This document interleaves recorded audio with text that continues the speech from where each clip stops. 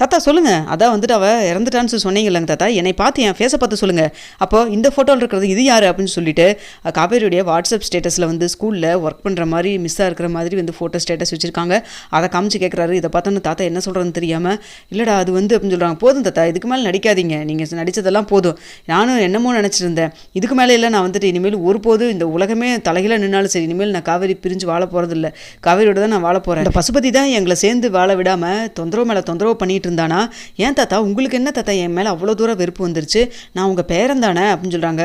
டே போதுண்டா, இதுக்கு மேலே எதுவும் பேசாதடா, டே நீ என் பேரங்கிறனால தான்டா இப்படிலாம் நான் பண்ணிட்டேன், மன்னிச்சிடா விஜய் அப்படின்னு சொல்கிறாங்க. மன்னிப்பா? ஏங்க தாத்தா, மன்னிப்புங்கிறது தெரியாமல் ஒரு விஷயத்தை பண்ணால் அதுக்கு மன்னிக்கலாம், தெரிஞ்சே தானே என்னையும் காவேரி நீங்கள் பிரித்து வச்சுருந்துருக்கீங்க. 1000 காரணம் சொல்லுங்கள், என்ன சொல்ல போகிறீங்க? அந்த பசுபதினால எனக்கு பிரச்சனை வந்துடும், அதனால தான் காவேரி வந்து பிரித்து வச்சேன் அப்படின்னு தானே சொல்ல போகிறீங்க. பரவாயில்லைங்க தாத்தா, நீங்கள் அது சொல்லுங்கள், என்ன வேணால் சொல்லுங்கள், எனக்கு அதை பற்றியெல்லாம் கவலை இல்லை. ஆனால் ஒரு நிமிஷம் யோசிச்சு பார்த்தீங்களா, காவேரி பிரிஞ்சு நான் வாழுவேனா எப்படி இருப்பேன்? சரி அதை விடுங்க, இந்த பிஞ்சு குழந்தை என்ன பண்ணுச்சு உங்களுக்கு? இந்த அம்மு என்ன பாவம் பண்ணா? இந்த 5 வருஷமாக வந்துட்டு அவளை பிரிஞ்சு அம்மாவோடைய பாசம்னா என்ன, அம்மாவோட அரவணைப்புனா என்னன்னு கூட தெரியாமல் வாழ்ந்துட்டால. சின்னதுலேயே நான் தான் எங்கள் அம்மா அப்பாவையும் வந்து இழந்துட்டு ரொம்ப கஷ்டப்பட்டேன். ஆனால் நீங்கள் அதே துன்பத்தை தான் வந்துட்டு என் பொண்ணுக்கும் கொடுத்துருக்கீங்கல்ல. எனக்கு தான் அம்மா அப்பாவோடைய பாசம் அரவணைப்பு அதெல்லாம் எதுவுமே தெரியாமல் போயிடுச்சு, ஆனால் என் பொண்ணுக்கு அதே வேதனை தானே நீங்கள் கொடுத்துருக்கீங்க அப்படின்னு சொல்கிறாங்க. டே இவ்வளோ பெரிய வார்த்தையெல்லாம் சொல்லாத. சொல்கிறதுக்கு இல்லை தாத்தா, அதுதான் நடந்திருக்குது. உண்மையை சொன்னால் கசக்க தான் செய்யும், ஆனால் இப்படியெல்லாம் நீங்கள் இருப்பீங்கன்னு நினைக்கவே இல்லை அப்படின்னு சொல்லி பேசிகிட்டு இருக்கிறப்போ அவங்க சித்தப்பா, விஜயோடைய சித்தப்பா அன்பு பேசுகிறாரு. டே கொஞ்சம் அமைதியாக இருடா, எல்லாம் உன் நல்லதுக்கு தான் விஜய், இதுக்கு மேலே நீ காவேரியோட சேர்ந்து வாழ வேண்டாம், விடு, பிரிஞ்சதாகவே இருக்கட்டும் அப்படின்னு சொல்கிறாங்க. யார் நீ எதுக்குங்க இப்படி பேசுகிறீங்க? நீங்கள் இங்கே பாருங்கள், சித்தப்பான்னு பார்க்குற, இல்லைன்னா மரியாதையே இல்லாமல் போயிடும் பார்த்துக்குங்க அப்படின்னு சொல்கிறாங்க. இதை கேட்டோன்னு வந்துட்டு உடனே விஜயோட சித்தி, என்னடா சித்தப்பான்னு கூட ஒரு மரியாதை இல்லாமல், வயசு கூட மரியாதை கொடுக்காமல் இப்படி பேசுகிற, காவேரி விஷயத்தில் யார் இப்படி மூக்க நுழைச்சாலும் எனக்கு பிடிக்காது தெரியும்ல அப்படின்னு சொல்லிட்டு இருக்கிறாங்க. டே உன்னுடைய கோபம் வேதனை எல்லாமே எனக்கு புரியுதுடா, கொஞ்சம் அமைதியாக நான் சொல்கிறத கேளுடா அப்படின்னு சொல்லிட்டு உடனே வந்து தாத்தா பேசுகிறாரு. தாத்தா இனிமேல் நீங்கள் பேசுகிறதுக்கெல்லாம் எதுவுமே கிடையாது, நான் இங்கே இருந்தால் தானே நீங்கள் எங்கிட்ட பேசுவீங்க, இங்கே இருந்தால் தானே பசுபதினால எனக்கு பிரச்சனை வரும்னு சொல்லிட்டு நீங்கள் பார்ப்பீங்க. நான் இப்போவே அம்மாவை கூட்டிகிட்டு நான் கிளம்புறேன், காவேரி வீட்டுக்கு போயிட்டு நான் காவேரி அழைச்சிட்டு எங்கேயாவது கண் காணாமல் போயிடுறேன், அதுக்கப்புறம் நீங்கள் என்ன வேணால் பண்ணுங்கள், என்ன வேணால் இஷ்டத்துக்கு பண்ணுங்கள், யாரும் இங்கே கேட்க முடியாது, சொல்லுங்கள் பார்க்கலாம் அப்படின்னு சொல்கிறாங்க. டே சொன்னால் கொஞ்சம் கேளுடா, அப்படிலாம் பண்ணிடாதடா, பேத்தி இல்லாமல் ஒரு நிமிஷம் இருக்க முடியாது. ஓ அப்போது உங்களுக்கு பேத்தி பார்க்காம என்னை பார்க்காம உங்களால் இருக்க முடியாது, ஆனால் நான் வந்து காவேரி பிரிஞ்சிருக்கலாம், அம்மு வந்து அவங்க அம்மாவை பிரிஞ்சிருக்கலாம், அப்படி தானே உங்கள் கணக்கு? அதுதானே, அது கரெக்டு தானே? இப்போவும் கூட என்ன சொல்கிறாரு ஒரு சித்தப்பா, அம்மு வந்து இப்படி இருக்காளேன்னு கூட, அம்மா பிரிஞ்சிருக்காளேன்னு கூட கொஞ்சம் கூட யோசிக்காமல் காவேரியெல்லாம் வேண்டாம், பிரிஞ்சதாகவே இருக்கட்டும்னு கொஞ்சம் கூட மனசாட்சியே இல்லாமல் பேசுகிறாரு. நான் தெரியாமல் தான் கேட்குறேன், ஏன் சித்தப்பா இப்போது நீங்களும் சித்தியும் சேர்ந்து வாழ்ந்தால் பிரச்சனை வந்துடும், சில எதிரிகனால உங்களுக்கு ப்ராப்ளம் வருது, இல்லை உங்கள் ஜாதகத்தினால பிரச்சனை வருது அப்படின்னா நீங்கள் உடனே வந்துட்டு பிரிஞ்சிருவீங்களா 2 பேரும்? ஏன் சித்தி சொல்லுங்கள் சித்தி, அதை போடுறா. அப்போது உங்களுக்கு ஒரு நியாயம், எனக்கு ஒரு நியாயமா? நீங்களும் கணவன் மனைவி தானே, அதே தானே நானும் கல்யாணம் பண்ணிட்டு தானே, குழந்தையே பிறந்துச்சுல்ல, அப்போ எங்கள் 2 பேர்த்து பிரித்து வைக்கிறதுக்கு உங்களுக்கு என்ன ஒரு இது இருக்குது சொல்லுங்கள் பார்க்கலாம். அதெல்லாம் வந்து உங்கள்கிட்டலாம் நான் எதுவுமே பேசவே தயாராக இல்லை, என்னுடைய கோபம் அவ்வளோ தூரம் இருக்குது, என்னடா பண்ணுறது, நீங்களாக போயிட்டீங்களேன்னு சொல்லிட்டு நான் எதையும் காமிக்காமல் இருக்கேன், மரியாதையே காப்பாற்றிக்கிங்க, இதுக்கு மேலே என்கிட்ட யாரும் எதுவும் பேசவும் வேண்டாம் தாத்தா, இனிமேல் வந்துட்டு உங்கள் முகத்திலே நான் முழிக்க போகிறதில்ல அப்படின்னு சொல்கிறாங்க.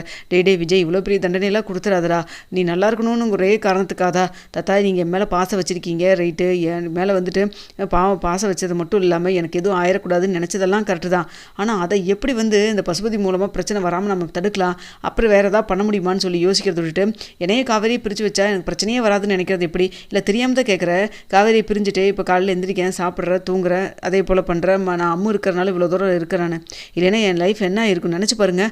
அப்போது வந்துட்டு நான் இதே தான் ரொட்டீனாக பண்ணிகிட்ருக்கேன், அப்போ என் வாழ்க்கை எங்கே இருக்குது? என் வாழ்க்கை இந்த 5 வருஷமாக தொலைச்சிட்டேன்ல, இனிமேலும் என்னுடைய வாழ்க்கையை நான் தொலைக்க தயாராக இல்லை, தொலைஞ்ச என் வாழ்க்கை எனக்கு திரும்ப கிடச்சிருக்கு, இனிமேல் அது என் கையை விட்டு நான் விடவோ போகிறது கிடையாது அப்படின்னு சொல்லிட்டு அம்மா கூட்டிகிட்டு வேகமாக கிளம்புறாரு. சொன்னால் கேளு விஜய் கேளு விஜய்னு சொல்லிட்டு 3 பேருமே கத்திகிட்டே பின்னாடியே போகிறாங்க.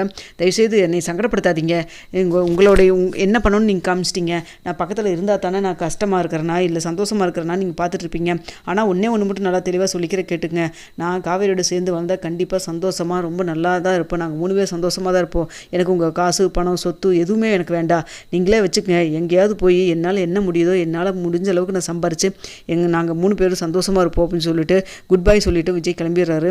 அங்கே போய் ஹாலிங் பெல் அடிக்கிறாங்க. சாரதா வீட்டுக்கு முன்னாடி போய் போயிட்டு அப்போ வந்துட்டு சாரதா வந்துட்டு யார் இந்நேரத்தில் வந்து காலிங் பெல் அடிக்கிறாங்கன்னு தெரியலேன்னு சொல்லிட்டு பார்க்குறப்ப விஜய் வராரு.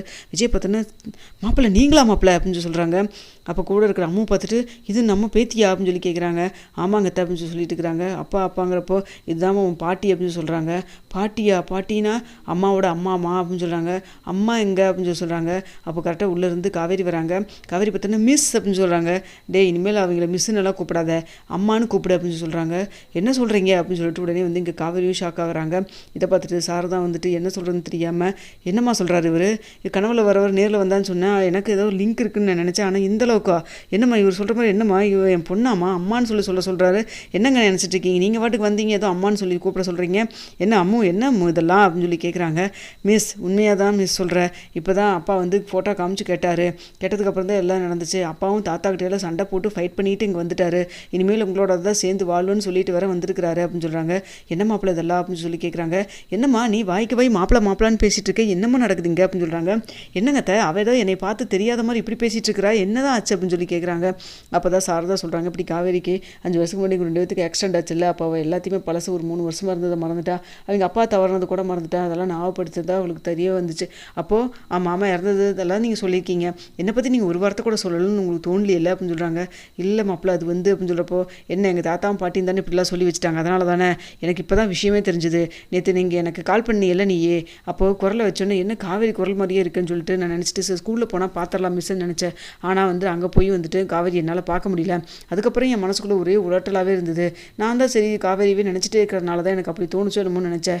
அப்போ தான் அம்முகிட்ட வந்துட்டு உங்கள் மிஸ் இது மாதிரி இருப்பாங்களான்னு சொல்லிட்டு பாருமான்னு சொல்லிட்டு ஃபோட்டோ அப்போ வரைக்கும் அவளுக்கு அம்முகிட்ட நான் வந்து காவேரி உன் ஃபோட்டோவை நான் காமிச்சதே இல்லை, அதனால தான் அவளுக்கு தெரியல, இல்லைன்னா உன்னை அப்போவே அவள் ஐடென்டிஃபை பண்ணியிருந்திருப்பா, புத்தி சொல்லி குழந்தை உனே மாதிரியே அப்படின்னு சொல்கிறாங்க.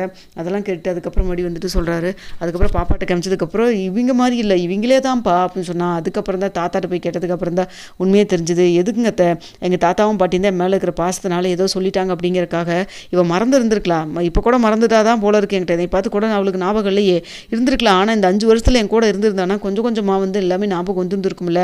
இப்போவும் ஒன்றும் தப்பு கிடையாது, 5 வருஷத்தில் போனதெல்லாம் விட்டுருங்க.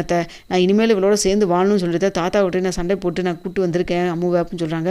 ஏமாப்பிள்ள திடீர்னு இப்படி முடிவு, வேறு என்னங்க ஆன்ட்டி பண்ண சொல்கிறீங்க, சொல்லுங்கள். இல்லை இனிமேல் வந்துட்டு நான் காவேரி பிரிஞ்சு வாழணுமா, இத்தனை நாளாக நான் இல்லை உயிரோடவே இல்லைன்னு நான் நினச்சிட்டு இருந்தேன், அப்படி தான் சொல்லி வச்சுருந்தாங்க, ஆனால் இப்போ தானே தெரியுது அப்படின்னு சொல்லிட்டு இருக்கிறாங்க. இதெல்லாம் கேட்டு என்னங்க நீங்கள் வாட்டுக்கு வந்தீங்க இப்படி பேசுகிறீங்க அப்படின்னு சொல்கிறப்போ அப்போ உடனே வந்துட்டு அத்தை நான் எப்படிங்க அத்தை இவளுக்கு நான் சொல்லி புரிய வைக்கிறது அப்படின்னு சொல்கிறாங்க. எனக்கு ஒன்றும் புரியலைங்க மாப்பிள்ளை அப்படின்னு சொல்லிட்டு இவரை தாண்டி நீ கல்யாணம் பண்ணிக்கிட்ட அப்படின்னு சொல்லிட்டு அப்போது பாண்டு போட்டு கல்யாணம் பண்ண விஷயம், அதுக்கப்புறம் முன்னாடி வந்து அவங்க வீட்டில் போய் இருந்த விஷயம் எல்லாத்தையுமே சாரதா எல்லாத்தையுமே சொல்ல ஆரம்பிக்கிறாங்க. அப்போ வந்துட்டு பாப்பா இது எல்லாத்தையும் கேட்டே இருக்காங்க. என்னப்பா அப்போ நீ சொன்ன கதையெல்லாம் இது உனக்கு நடந்த கதையாப்பா, உனக்கு நடந்த ஸ்டோரி தான் எனக்கு கதையாக சொல்லினியாப்பா அப்படின்னு சொல்லி கேட்குறாங்க. அதை கேட்டு ஆமாண்டாமா அப்படின்னு சொல்லிட்டு இருக்கிறாங்க. இதை பார்த்தோன்னா அப்பா உண்மையாலுமே நீ ரொம்ப பாவம்ப்பா, எதுக்காக உன்னையும் அம்மாவும் இப்படி பிரித்து வச்சாங்க, தாத்தா ஏன் பேடாக இருந்துக்கிட்டாரு அப்படின்னு சொல்லி கேட்குறாங்க. விடுமா எல்லாம் தலையெழுத்து, இனிமேலாவது நம்ம சந்தோஷமாக 3 பேர் சந்தோஷமாக வாழலாம். அத்தை நான் காவேரி கூட்டிகிட்டு கிளம்புறேங்க அத்தை அப்படின்னு சொல்கிறாங்க. என்ன மாப்பிள்ளை நீங்கள் எல்லோரும் இங்கேயே இருக்கலாம் அப்படின்னு சொல்லிட்டு சாரதா சொல்கிறாங்க.